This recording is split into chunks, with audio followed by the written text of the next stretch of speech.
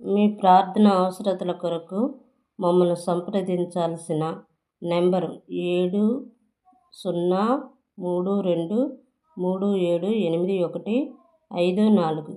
దైవ సేవకులు pastor Benjamin గారు. వాక్యం చదువుకుందాం. మొదటి సమూయేలు గ్రంథము 7వ అధ్యాయము 4వ వచనం నుండి 10వ వచనం వరకు. అంతటా ఇశ్రాయేలీలు బయలు దేవతలను, అష్టోరు దేవతలను తీసివేసి యెహోవాను మాత్రమే సేవించిరి. అంతటా సమూయేలు ఇశ్రాయేలీయులందరినీ మిస్పాకు పిలువనంపుడి, నేను మీ పక్షమున యెహోవాను ప్రార్థన చేతునని చెప్పగా, వారు మిస్పాలో కూడుకొని నీళ్లు చేది యెహోవా సన్నిధిన కుమ్మరించి, ఆ దినము ఉపవాసముండి యెహోవా దృష్టికి మేము పాపాత్ములమని ఒప్పుకొనిరి. మిస్పాలో సమూయేలు ఇశ్రాయేలీయులకు న్యాయము తీర్చుచూ వచ్చెను. ఇశ్రాయేలీయులు మిస్పాలో కూడి ఉన్నారని ఫిలిష్తీయులు వినినప్పుడు ఫిలిష్తీయుల సర్దారులు ఇశ్రాయేలు మీదకు వచ్చిరి. ఈ సంగతి ఇశ్రాయేలీయులు విని ఫిలిష్తీయులకు భయపడి, మన దేవుడైన యెహోవా ఫిలిష్తీయుల చేతిలో నుండి మనల్ని రక్షించున్నట్లుగా మన కొరకు ఆయనను ప్రార్థన చేయుట మానవద్దని సమూయేలునొద్ద మనవి చేసిరి. సమూయేలు పాలు విడువని ఒక గొర్రెపిల్లను తెచ్చి యెహోవాకు సర్వాంగ బలిగా అర్పించి, ఇశ్రాయేలీల పక్షమున యెహోవాను ప్రార్థన చేయగా, యెహోవా అతని ప్రార్థన అంగీకరించెను. చాలు. 9 వచనాలు. కాబట్టి ప్రార్థించే మనం విశ్వాసం కలిగి ఉండాలి. విశ్వాసంతో ప్రార్థన చేయాలి. విశ్వాసం కలిగి ఉండి ప్రార్థన చేయకపోయినా విశ్వాసం వ్యర్థమైపోతుంది.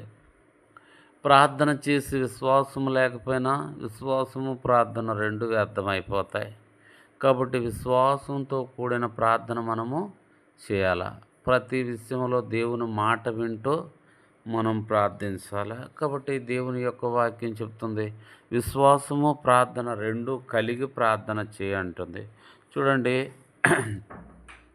4వ వచనం. అంతటా ఇశ్రాయేలీయులు బయలు దేవతలను, అష్టోరు దేవతలను తీసివేసి యెహోవాను మాత్రమే సేవించిరి. ఇశ్రాయేలు ప్రజలందరూ కూడా ఏలీ యాజకుడుగాను, ఏలీ న్యాయాధిపతిగా ఉన్నప్పుడు జరిగిన సంగతులు అన్నమాట. ఏలీ కాలంలో, ఏలీ కుమారుల కాలంలో చాలామంది దేవుని మందిరానికే రావటం మానేస్తూ వచ్చారు. చాలామంది అష్టోరు దేవతల్ని, బయలు దేవతల్ని పూజించటం ప్రారంభిస్తూ వచ్చారు. ఎంతోమంది ఏలీని బట్టి, ఏలీ కుమారులను బట్టి దేవుని మందిరానికి రాకుండా దూరం అయిపోతూ వచ్చారు. కాబట్టి సమూయేలుని దేవుడు ప్రవక్తగా ఏర్పరచుకున్న తర్వాత ఇశ్రాయేలు ప్రజలందరూ కూడా మరలా దేవుని దగ్గరకు వస్తూ వచ్చారు. ఎలాగొచ్చారు? వారి దగ్గర ఉన్న బయలు దేవతలను, అష్టోరు దేవతల్ని దూరంగా పెట్టి దేవుని దగ్గర స్వతంత్రులుగా నిజమైన దేవుణ్ణి ఆరాధించుటకు, నిజమైన దేవుణ్ణి ప్రార్థించుటకు, నిజమైన దేవుని యందు విశ్వాసం కలిగి ఉండటానికి వస్తూ వచ్చారు. చూడండి 5:6.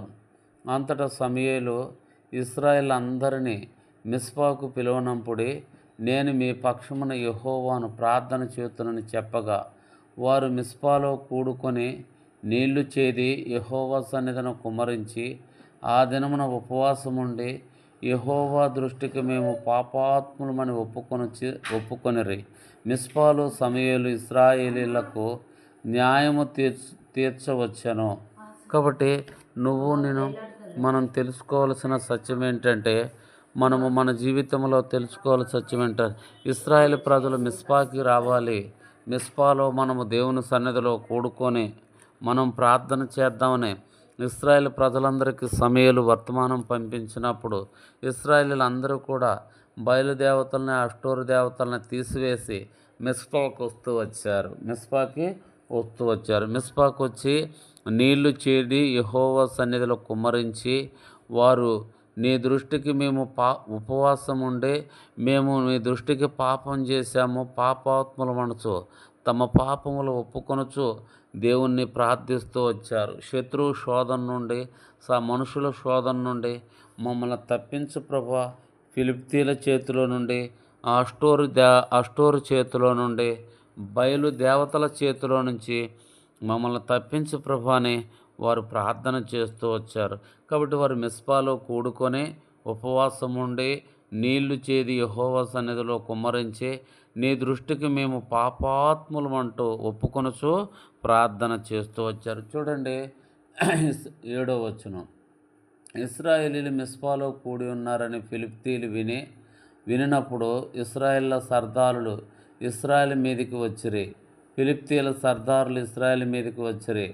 ఈ సంగతి ఇశ్రాయేలీయులు విని ఫిలిష్తీయులకు భయపడి, మన దేవుడైన యెహోవా ఫిలిష్తీయుల చేతిలో నుండి మనల్ని రక్షించున్నట్లు మా కొరకు ఆయనను ప్రార్థన చేయుట మానవద్దని సమూయేలునొద్ద మనవి చేశారు. చూడండి, కాబట్టి ఫిలిష్తీయులు ఇంటూ వచ్చారు.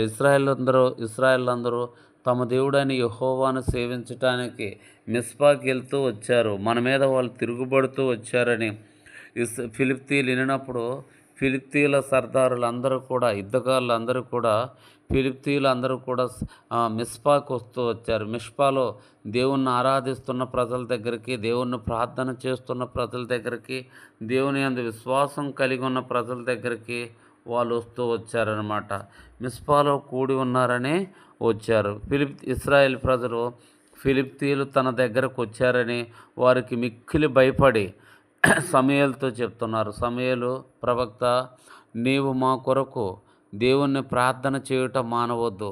మేము విజయం పొందాలని, మేము రక్షణ పొందాలని, మేము దేవుని సన్నిధిలో దీవించబడాలని నీవు ప్రార్థన చేయమని ప్రార్థన చేస్తున్నాడు. చూడండి ఇప్పుడు ఏమంటున్నాడు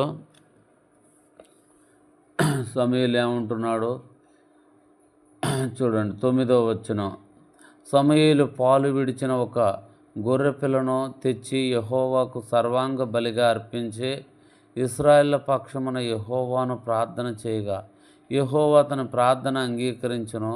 సమూయేలు దహన బలి అర్పించుచుండగా ఫిలిష్తీయులు యుద్ధము చేయుటకై ఇశ్రాయేలీల మీదికి వచ్చిరి.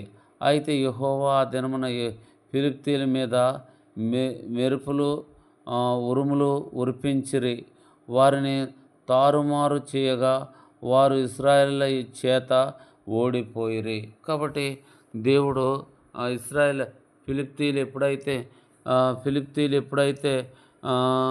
ఇశ్రాయేల్ ప్రజల మీదకు వస్తూ వచ్చారో, ఇశ్రాయేల్ ప్రజలు మా కొరకు ప్రార్థన చేయమన్నారో, సమూయేలు ఒక పాలు విడవని గొర్రెపిల్లని నా యొద్దకు తీసుకొని రండి అన్నాడు. పాలు విడవని గొర్రెపిల్లను ఒకటి తీసుకొని వచ్చి యెహోవా సన్నిధిలో సర్వాంగ బలిగా దాన్ని అర్పిస్తూ వచ్చారనమాట. అర్పించి దేవునికి ప్రార్థన చేసినప్పుడు ఫిలిష్తీయుల మీదకి ఇశ్రాయేల్ యుద్ధానికి వెళ్ళినప్పుడు ఫిలిష్తీయుల మీద దేవుడు మిక్కిలి వడగండ్లు కురిపిస్తూ వారిని తారుమారు చేస్తూ ఫిలిష్తీయుల్ని ఇశ్రాయేల్ ప్రజల మీద ఓడిస్తూ వచ్చాడు. ఇశ్రాయేల్ ప్రజలకి దేవుడు బలాన్ని సమకూరుస్తూ వచ్చాడు. దేవుని బలాన్ని సమకూర్చి, కాబట్టి ప్రార్థనలు ఎంతో బలము. కాబట్టి దేవుడు సర్వాంగ బలి అర్పించి యుద్ధం చేస్తూ వచ్చారు.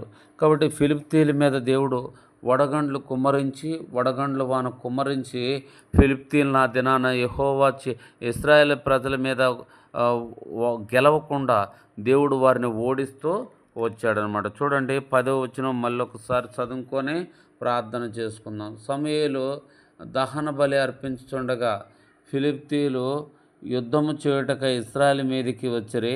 అయితే యెహోవా ఆ దినమున ఫిలిష్తీయుల మీద మెండుగా ఉరుములను ఉరిపించిరి. వారి తారుమారు చేయగా వారు ఇశ్రాయేళ్ల చేత ఓడిపోయిరి. చూడండి, కాబట్టి 11 కూడా. ఇశ్రాయేలీలు మిస్పాలో నుండి బయలుదేరి బేత్కోరు వరకు ఫిలిష్తీయులను తరిమి హతము చేసిరి. చాలు.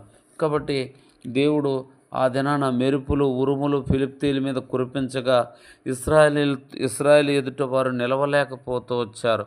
ఇశ్రాయేలు ఎదుట వారు ఓడిపోతూ వచ్చారు. కాబట్టి ఇశ్రాయేలు ప్రజలు ఫిలిష్తీయులను తరిమి ఎస్సోరు వరకు తరిమి వారిని హతము చేస్తూ వచ్చారనమాట. కాబట్టి నేను దేవుణ్ణి ఆనుకున్నప్పుడు, దేవుని మీద విశ్వాసం ఉంచి ప్రార్థన చేసినప్పుడు ఎలాంటి పరిస్థితులైనా మనకు సహాయం చేస్తాడు. అయితే విశ్వాసులారా, దేవుని ప్రజలారా గమనించండి, ఇది ధర్మశాస్త్ర కాలము. దేవుని శక్తిని, దేవుని బలాన్ని తెలుసుకొనుటకే ఈ వాక్యం చదువుతున్నాం. కానీ కృపకాలంలో యేసు ప్రభువారు చెప్పాడు, మనం కృపకాలంలో ఉన్నాం. ఇప్పుడు మన శత్రువుల్ని ప్రేమించమన్నాడు, ఎవరిని దూషించవద్దు అన్నాడు, ఎవరిని హింసించవద్దు, కొట్టవద్దు, దూషించవద్దు అన్నాడు. కాబట్టి మనం కృపకాలంలో ఉన్నాం. ఒక్కరిని ఒక మాట కానీ కొట్టడం కానీ తిట్టడం కానీ మనం చేయకూడదు. చాలా పవిత్రంగా దేవుని మార్గంలో మనం జీవించాలి. ప్రార్థన చేసుకుందాం. ప్రేమగల తండ్రి యేసయ్య, వందనాలు చెల్లిస్తున్నాం. మమ్మల్ని అందరినీ దీవించు నాయన, మమ్మల్ని అందరిని ఆశీర్వదించు నా తండ్రి. ప్రభా, నీ బిడ్డలైన వారిని 30 దంతులు 60 దంతులు 100 అంతలుగా దీవించండి నాయన. మా మీద ఉన్న మరణాలు, రోగాలు, రకరకాలటువంటి తెగుళ్ళు దూరపరచండి నాయన. సకలమైన దీవెనలు కుమ్మరించండి నాయన. విశ్వాసము ప్రార్థన కలిగి నాయన మేము ప్రార్థించుటకు కృపద ఇచ్చండి. సాతాను శక్తులన్నీ మా ఎడల బంధించండి నాయన. ఏ రీతిగా సాతాను రోగాలతో, మరణాలతో, రకరకాల కీడులతో వస్తున్నాడు ప్రభా, ఈ దినాన అవన్నీ మా నుండి మా బిడ్డల నుండి దూరపరచమని, సంఘ బిడ్డల నుండి, యూట్యూబ్లు వింటున్న బిడ్డలను అందరి నుండి దూరపరచమని, సంపూర్ణ ఆరోగ్యం, దీర్ఘాయుషు, ఐశ్వర్యం అనుగ్రహించండి. పాప క్షమాపణ, మారు మనసు కలిగించండి. నిత్యము నీ రక్తములో మా పాపములు కడుక్కొని శుద్ధి చేసుకునే విశ్వాసులుగా మమ్మల్ని సిద్ధపరచమని ప్రార్థిస్తున్నాం తండ్రి. వందనాలు చెల్లిస్తున్నాం నాయన.